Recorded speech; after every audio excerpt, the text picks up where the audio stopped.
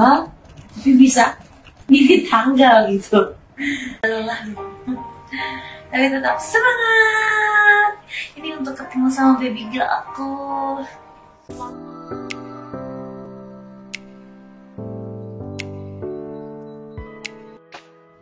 Jessica Iskandar melahirkan anak ketiga berjenis kelamin perempuan pada 2 Desember 2024. Istri Vincent Verhaeghe ini mengalami pendarahan hebat sampai kehilangan darah hampir mencapai 800 cc.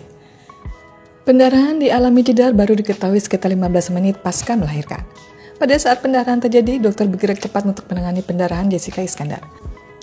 Namun Jessica Iskandar sudah kehilangan cukup banyak darah sampai mengakibatkan Jedar kondisinya sangat lemah usai persalinan. Akibat pendarahan yang terjadi, Jessica Iskandar tidak langsung pulang dari rumah sakit usai melahirkan. Dia tinggal di rumah sakit hampir 10 hari. Lalu, apa penyebab pendarahan dan bagaimana dengan resikonya? Pendarahan ketika persalinan tidak jarang terjadi setelah melahirkan. Namun, kehilangan banyak darah dapat mempengaruhi kemampuan tubuh ibu mempertahankan tekanan darah, terutama jika kehilangan lebih dari 1000 ml darah. Jika seorang ibu mengalami pendarahan lebih dari 500 ml, maka bisa menyebabkan syok atau bahkan kematian. Sementara itu, sebagian besar wanita mengalami pendarahan ketika persalinan sesaat setelah bayi lahir, tapi terkadang bisa terjadi kemudian. Biasanya rahim terus berkontraksi setelah ibu melahirkan plasenta. Kontraksi ini membantu menghentikan pendarahan. Jika ibu tidak melahirkan plasenta atau rahim tidak berkontraksi, maka kondisi yang dikenal sebagai atonia uteri atau pendarahan dapat terjadi. Setelah bayi dilahirkan, rahim biasanya berkontraksi untuk mengeluarkan plasenta. Setelah plasenta lahir, kontraksi ini membantu memberi tekanan pada pembuluh darah yang berdarah di area tempat plasenta menempel. Jika rahim tidak berkontraksi cukup kuat, pembuluh darah ini akan pendarahan. Hal inilah yang menjadi penyebab umum pendarahan ketika persalinan. Jika sisa serpihan plasenta tetap menempel, pendarahan juga tetap mungkin terjadi. Ada beberapa kemungkinan penyebab pendarahan ketika persalinan. Tingkat ketegangan rahim. Rahim atonik bertanggung jawab atas 70% kasus pendarahan ketika persalinan. Dokter biasanya akan mencoba mengesampingkan penyebab ini terlebih dahulu. Dokter akan mengevaluasi tingkat ketegangan di dalam rahim. Jika rahim terasa lunak setelah melahirkan, kemungkinan penyebabnya adalah atonia uteri. Trauma.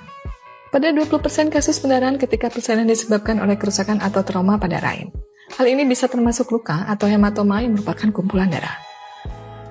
Plasenta akreta. Sekitar 10% pendarahan ketika persalinan oleh plasenta akreta atau plasenta invasif.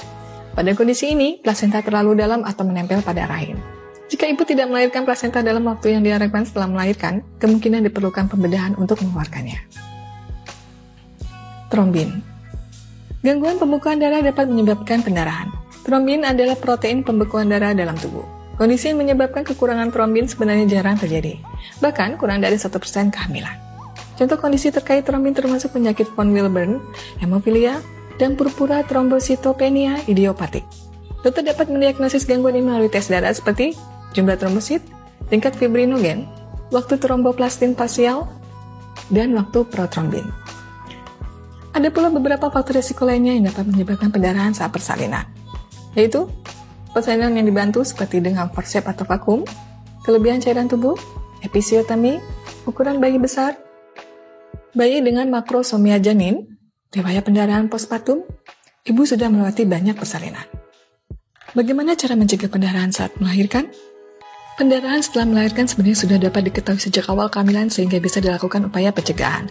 Misalnya melalui tes kadar hemoglobin atau Hb dalam darah yang biasanya dilakukan pada pekan-pekan awal kehamilan, memasuki usia kehamilan 28 hingga 30 pekan, dan menjelang persalinan. Hb yang berfungsi sebagai pengantar oksigen harus dalam kadar yang mencukupi, minimal 10,5 gram per dl dan normalnya 12,5 sampai 16 gram per dl, agar kontraksi dapat terjadi. Selain itu, Anda juga bisa mencari tahu letak plasenta melalui USG. Normalnya, plasenta berada di dinding rahim bagian atas. Apabila berada di dinding bawah rahim, plasenta menutupi jalan lahir sehingga besar kemungkinan terjadi pendarahan. Kini, Jedar begitu bahagia dan bersyukur telah melewati fase kritis itu dan begitu antusias untuk fokus mengurus anak perempuannya. Baginya, proses persalinan kemarin menjadi perjalanan indah yang tak terlupakan. Setelah menjalani perawatan selama 8 hari, keadaan Jessica Iskandar mulai stabil. Kabar terbaru Jessica Iskandar yang sudah membaik ini mendapat doa dari rekan selebriti dan warganet. Dukungan yang diberikan penggemar menunjukkan kepedulian pada sosok sang artis. Sementara itu, Jessica Iskandar dan Vincent Verhaeghe masih merahasiakan nama anak ketiganya.